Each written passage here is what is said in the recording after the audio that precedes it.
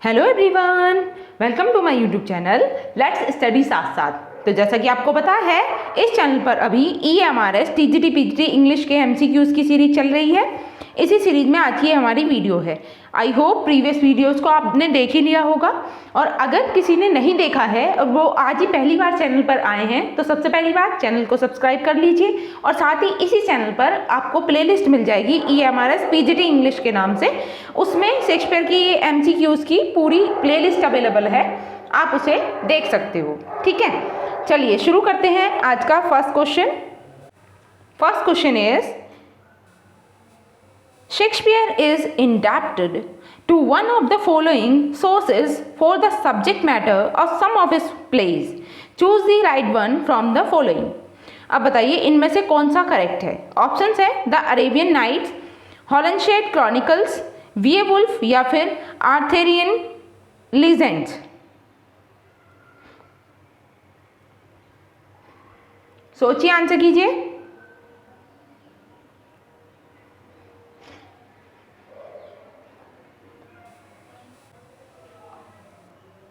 क्या होगा इसका करेक्ट आंसर?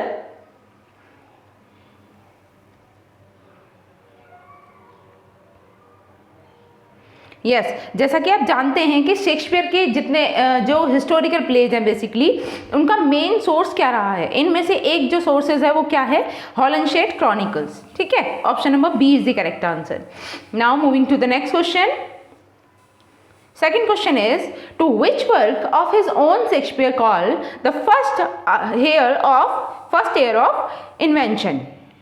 शेक्सपियर ने खुद अपने कौन से वर्क को अपना पहला एयर ऑफ इन्वेंशन कहा है? Options are the rape of Lucrece, Venus and Adonis, as you like it या फिर सिम्बेलिन।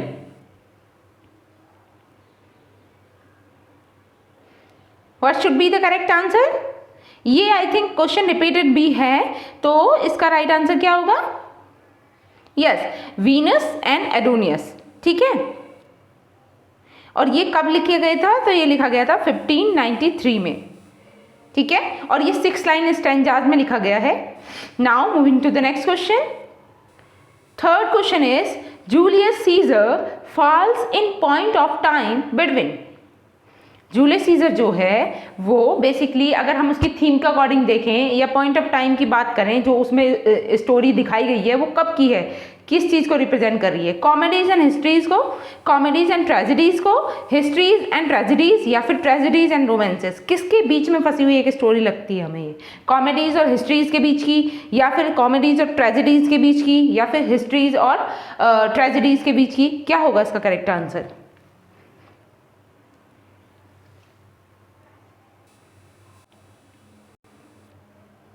सोचिए, आंसर कीजिए। Julius scissor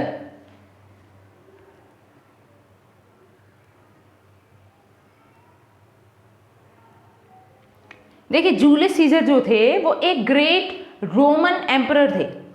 Shakespeare borrowed the plot of Julius Caesar mainly from North translation of Plutarch's life of Caesar. ठीक है, और Brutus and Antony, thus it has both elements of a history and tragedy। तो कौन कौन से element हैं इसमें? History and tragedy. तो हिस्ट्री और ट्रेजेडी के मिड का मान सकते हो आप। Option number C is the correct answer. Now moving to the next question. Question number 4 is the Comedy of Errors is an adaptation of a Latin comedy which is. Comedy जो of error जो work है Shakespeare का, वो एक adaptation है किसकी? एक Latin comedy की। तो वो कौन सी कॉमेडी है? ऑप्शंस आर नोवम ऑर्गेनम, फिलोस्टेट, कर्सर मुंडी या फिर मैनाकमी। क्या होगा इसका right answer? Comedy of errors.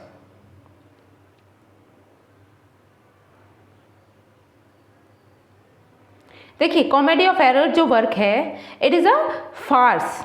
ठीक है, with a much involve plot model on Plutus. और बेसिकली इसकी जो थीम है, जो लैटिन कॉमेडी जिससे ये ली गई है, उसका नाम है मैनाकमी। ठीक है, option number D is the correct answer. Now moving to the next question.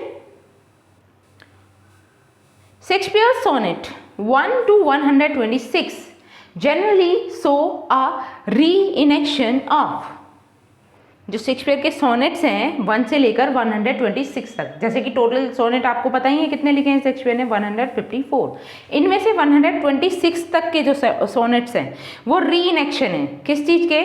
Options are general philosophy of life, dramatic interchange between lovers, personal relationship with a young and rich person, या फिर dramatic argument with the dark lady. बताइए क्या होगा इसका right answer?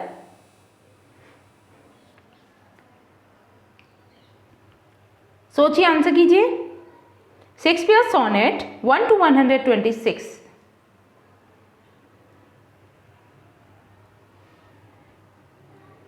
जैसा कि आप जानते हो कि 126 तक के जो सोनेट्स हैं वो एड्रेस करते हैं या डेडिकेट किए गए हैं मिस्टर WH के लिए, ठीक है, अर्ल ऑफ साउथहैम्पटन। और एक किस चीज को इंडिकेट कर रहे हैं? Yes, option C is the correct answer, personal relationship with a young rich person. ठीक है, option number C is the right answer. Now moving to the next question. Question 6th. One of the best plays, The Tempest, is the last of Shakespeare's plays. He was inspired to write it by which incident? बताइए किस incident से inspired होके Shakespeare ने ये work लिखा था the Tempest? Options are sinking of a ship, the defeat of Armada, return of the sailors of a ship that had disappeared, या फिर none of these। सोचिए, आंसर कीजिए।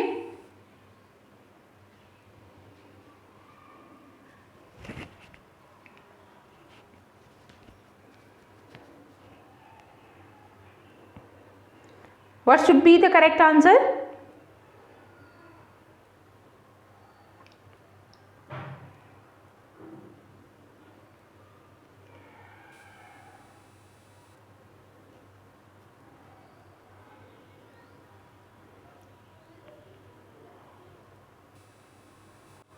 यस, इसका जो राइट आंसर है वो होगा return of the sailors of a ship that had disappeared. ठीक है, option C is the correct answer. Now moving to the next question. 7th, recollect Romeo and Juliet and state the meaning of my life is my foe's depths, that he had to marry someone from whose father he had taken loan। देखिए इसमें क्या है, basically पहले question को समझिए। ये क्या कह रहा है? रिकलेक्ट रोमियो एंड जूलियट, ठीक है, and state that the meaning of. ये जो लाइन लिखी गई है इसका मीनिंग बताना है, इसका मीनिंग फाइंड आउट करना है कि एग्जैक्टली इसका मीनिंग क्या है। क्या है line? My life is my force depths. ठीक है, तो क्या होगा इसका मीनिंग? फर्स्ट ऑप्शन दिया है that he had to marry someone from whom father he had taken loan. Second, that someone was trying to kill him.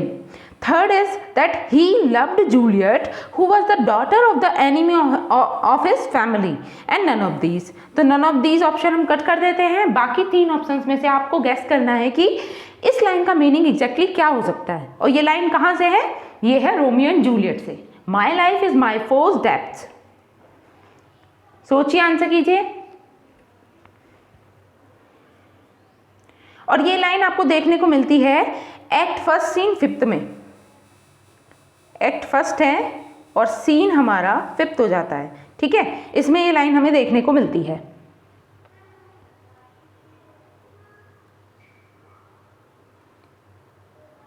सोचिए और आंसर कीजिए। यस, इसका जो राइट आंसर होगा वो है option C, that he loved Juliet who was the daughter of the enemy of his family. Option number C is the correct answer. Now moving to the next question. 8th is Macbeth sees the ghost of। Macbeth को किसका ghost दिखाई देता है? Options are Iago, Banquo, Duncan या फिर Hamlet. तो Hamlet तो impossible है। बाकी 3 ऑप्शंस में से सोच के देखिए। और इयागो भी, इयागो ओथेलो का कैरेक्टर है। अब आपके पास 2 ऑप्शन बचते हैं, बेंक्यो या डंकन। सोचिए, आंसर कीजिए, क्या होगा इसका करेक्ट आंसर?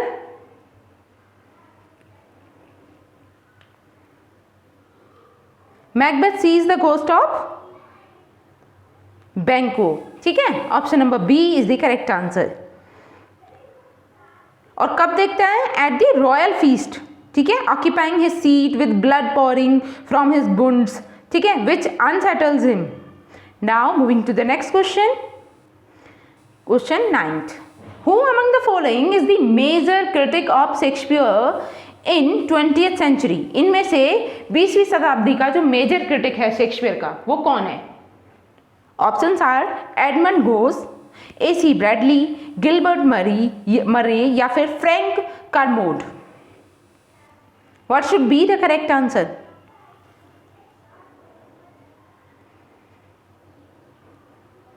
ट्वेंटियथ सेंचुरी का मेजर क्रिटिक,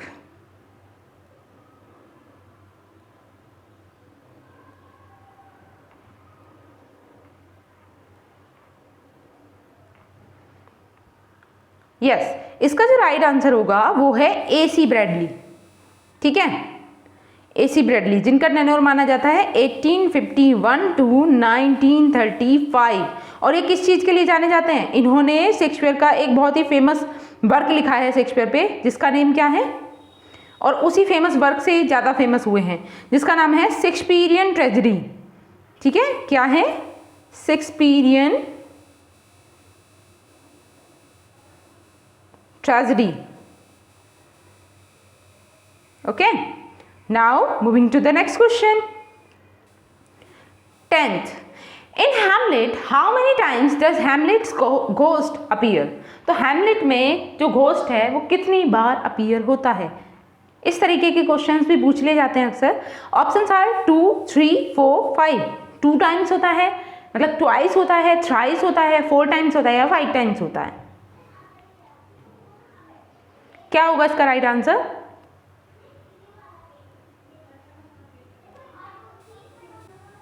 कितनी बार घोस्ट अपीयर होता है? यस, इसका जो राइट आंसर है वो है 4 टाइम्स, ठीक है। Option C is the correct answer. Now moving to the next question, 11th is in which of her works does Virginia Woolf invent the fictional character of Shakespeare sister naming her? तो बताइए, Virginia Woolf एक fictional character invent करती हैं, इस चीज़ के बारे में यहाँ पे कहा गया है। मतलब वर्जीनिया वुल्फ का वो कौन सा वर्क है? In which of her works does Virginia Woolf invent the fictional character, जिसमें वो एक फिक्शनल कैरेक्टर क्रिएट करती हैं अपने वर्क में, जिसको वो शेक्सपियर की सिस्टर बताती हैं। ऑप्शंस हैं 3 गिनीज, ये वर्क का नेम है, और साथ में कैरेक्टर का नेम दिया हुआ है रुखसाना। तो क्या ये सही है? Option B is Flush a biography और कैरेक्टर का नेम है Dorothy. 3rd is the Waves और कैरेक्टर का नेम है Rhoda. Next is a room of one's own और इसमें है जूडियथ। तो इसमें से कौन सा राइट आंसर है?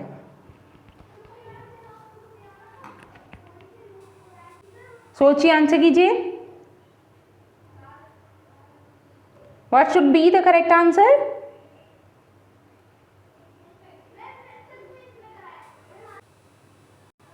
यस, इसका जो राइट आंसर है वो है option D, a rooms of one's own, ठीक है। और ये पब्लिश होता है 1929 में, और इसी का कैरेक्टर कौन है? Judith, okay. Now moving to the next question, question number 12। The character Bottom appears in the following comedy. इनमें से कौन सी कॉमेडी में आपको बॉटम नाम का कैरेक्टर देखने को मिलता है? Options are as you like it, twelfth night, a midsummer's night dream या फिर अ कॉमेडी ऑफ एरर्स। क्या होगा इसका राइट आंसर? बॉटम नाम का कैरेक्टर हमें कौन से वर्क में देखने को मिलता है? ये एक माइनर कैरेक्टर है। देखिए, इसका पूरा नेम होता है कैरेक्टर का निक बॉटम, निक बॉटम, ठीक है। और निक बॉटम जो है वो शेक्सपियर के अ मिडसमर्स नाइट ड्रीम में हमें देखने को मिलता है, जो एक कॉमिक कैरेक्टर होता है, ठीक है, who provides comic relief throughout the play. Now moving to the next question. 13th is take or take those lips away, the above line occurs in। ये लाइन्स हमें कहाँ देखने को मिलती है, ये वाली line, take or take those lips away। Options are midsummer's night dream, twelfth night, Antony and Cleopatra, या फिर मेजर फॉर मेजर।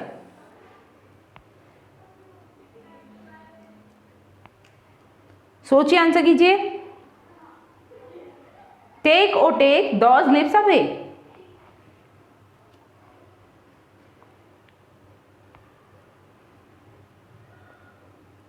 यस, ये शेक्सपियर के मेजर फॉर मेजर नामक वर्क में हमें देखने को मिलती है। और कब?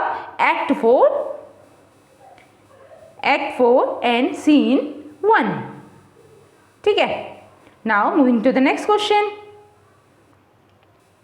14th is Elsinore in Denmark। ये Elsinore in Denmark is the scene of Shakespearean play which is, options are King Lear, Coriolanus, Hamlet, या फिर Titus Andronicus।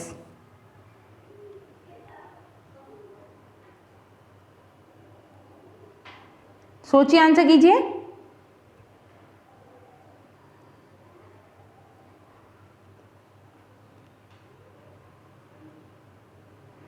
एल्सिनोर इन डेनमार्क एक सीन है, शेक्सपियर के कौन से प्ले में है ये बताना है।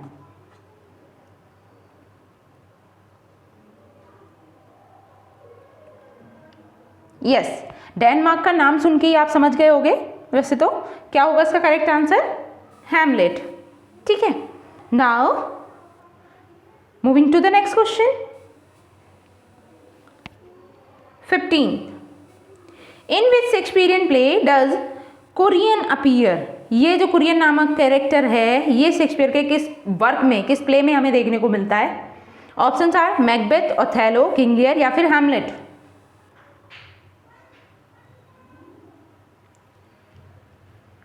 सोचिए, आंसर कीजिए।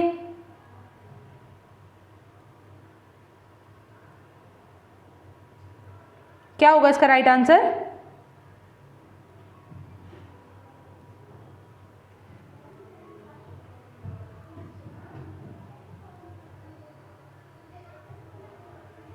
यस, इसका जो राइट आंसर है वो है किंग लियर। ठीक है, option C is the correct answer. Now next question, question number 16। Come thou mortal wrath with thy sharp teeth, this note intrinsicate, in which book do the above line occur। ये line हमें कहाँ देखने को मिलती है, या Shakespeare के किस वर्क में हमें देखने को मिलती है? कम thou mortal wrath with thy sharp teeth, this note intrinsicate। Options are Cleopatra, Twelfth Night, Hamlet, या फिर midsummer night dream.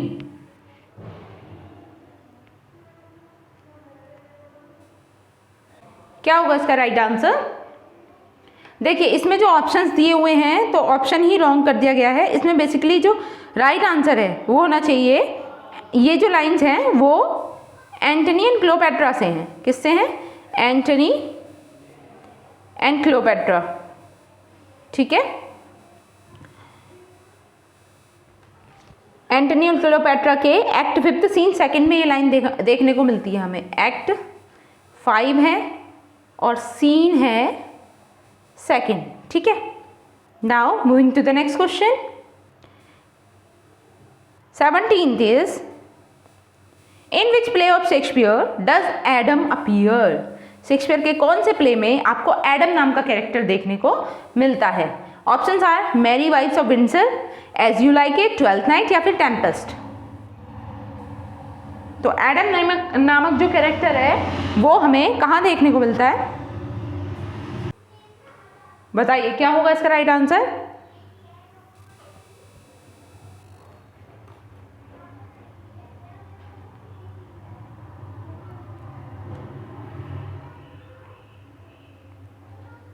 Yes, Adam नामक जो कैरेक्टर है वो किस में है? एज यू लाइक इट में। ठीक है। Adam is a kindly old servant, ठीक, rumour to have been played by Shakespeare himself in as you like it, और ऐसा भी रूमर है कि शेक्सपियर ने खुद ने ये एक्ट किया है सर्वेंट का, ठीक है। Now moving to the next question 18th, in which play Shakespeare has presented a royal criminal. कौन सा वर्क है जिसमें शेक्सपियर ने प्रेजेंट किया एक रॉयल क्रिमिनल को? Options are King Lear, Henry fourth, Richard third या फिर हेनरी एट्थ। तो हिस्ट्री प्ले है वैसे तो शेक्सपियर का, तो कौन सा हिस्टोरिकल वर्क है वो?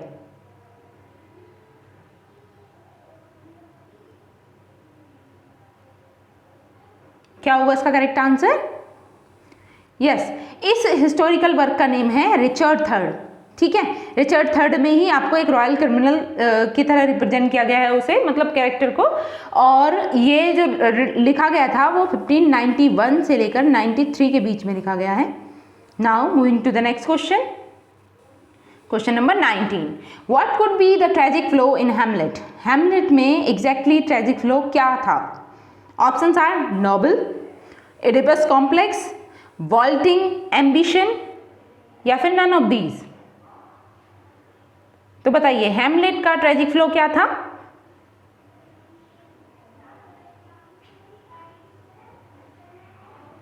यस, यहां पे जो ऑप्शंस गिवन है क्या इनमें से कोई है? नोबल नहीं था, एडिपस कॉम्प्लेक्स भी नहीं है हैमलेट का, ठीक है, और वॉलेटिंग एम्बिशन भी नहीं है। इसमें नन ऑफ दीज जो है वो राइट आंसर हो जाएगा। बेसिकली इसकी जो ट्रेजिक फ्लो माना जाता है हैमलेट का वो क्या है? Hamlet's inability to act to avenge his father's death, although it must be said that he has valid concern that prevent him knowing how to act, as he makes clear when he discusses the nature of ghost. Okay, now moving to the next question, 20th, the Globe Theatre was burned down in। जो globe theatre जलता है वो कब जलता है? Options are 1617, 1619, 1613 या फिर 1609। सोचिए क्या होगा राइट आंसर इसका?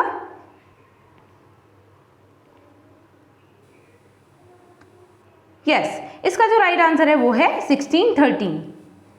Now moving to the next question 21, in which Shakespearean play does the following occur. ये जो लाइन्स हैं नीचे दी हुई वो शेक्सपियर के किस प्ले से हैं?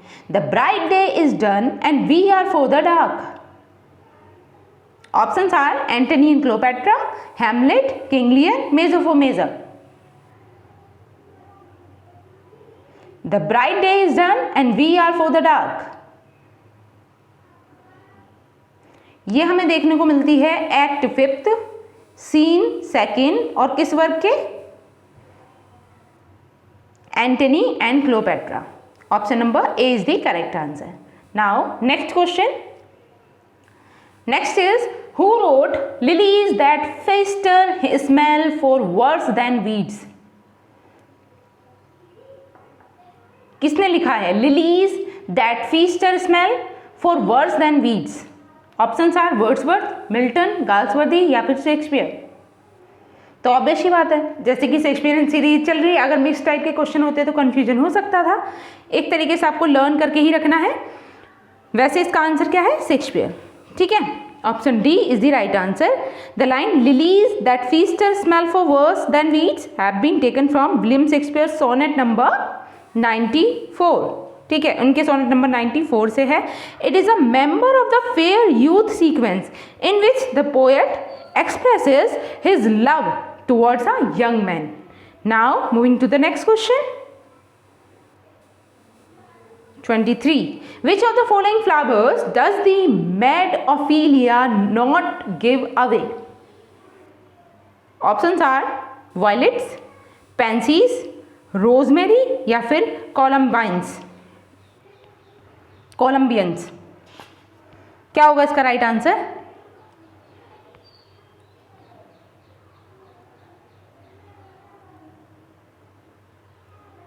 देखिए ऑफिलिया किस वर्क में देखने को मिलती है आपको? हैमलेट में, ठीक है। and she is a young noblewoman of Denmark, the daughter of Polonius and potential wife of Prince Hamlet. Mad Ophelia distributed flowers like rosemary, pansies, fennel, ठीक है, rue, columbine in his last appearance of action. Violets was not given by her. तो कौन सा नहीं दिया जाता है? ये वाला violets, ठीक है. Option number A is the correct answer. Now moving to the next question.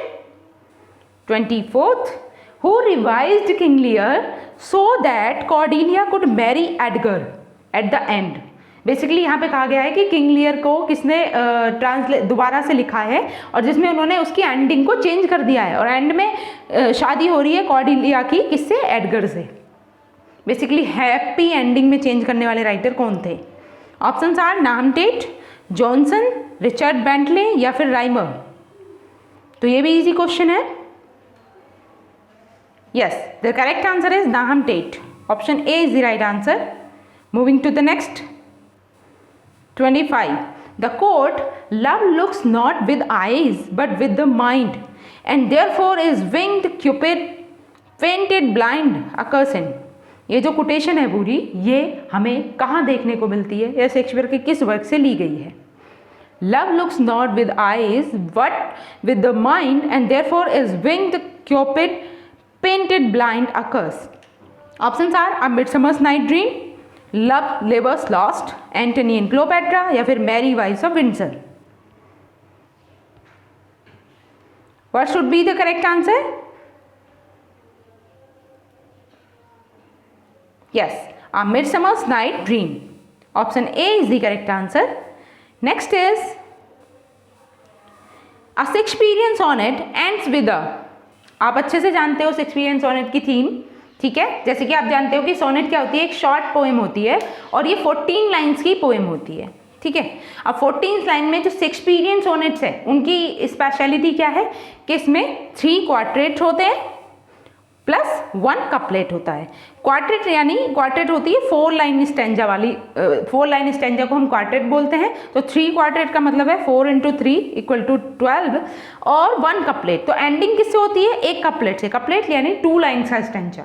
Okay, तो इसकी एंडिंग जो होगी वो होगी कपलेट से. Option C is the correct answer.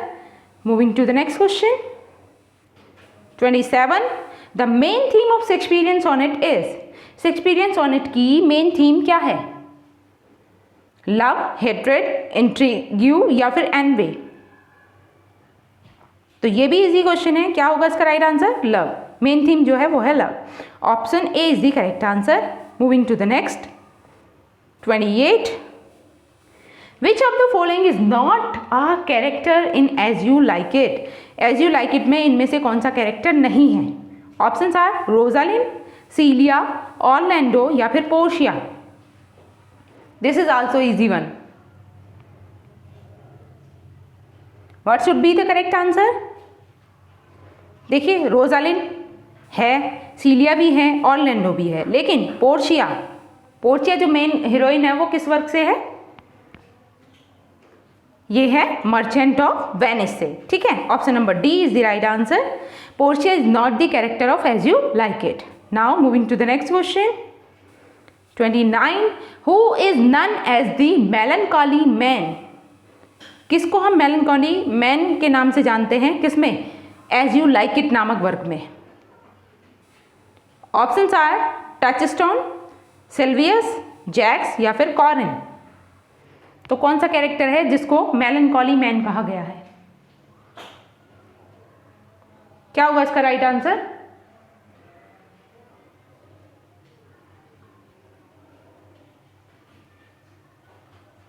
Yes, the correct answer is Jax. Option C is the right answer. Next is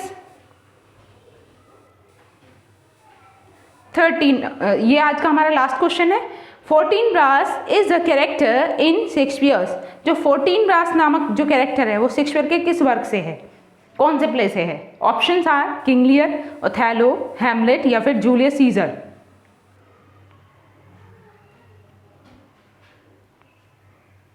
सोचिए, answer कीजिए. What should be the correct answer? Yes, 14 bras नामक जो character होता है वो Hamlet से है। ठीक, option C is the correct answer. तो आज के लिए हम इतना ही रखेंगे। आई होप मेरी ये वीडियो आपको अच्छी लगी होगी, और अगर वीडियो अच्छी लगी है तो आपको लाइक करना है, शेयर करना है, और अगर चैनल पर नए हैं तो please subscribe my channel for getting these types of video. ठीक है, तब तक के लिए thanks for watching, keep learning and keep supporting me. Thank you.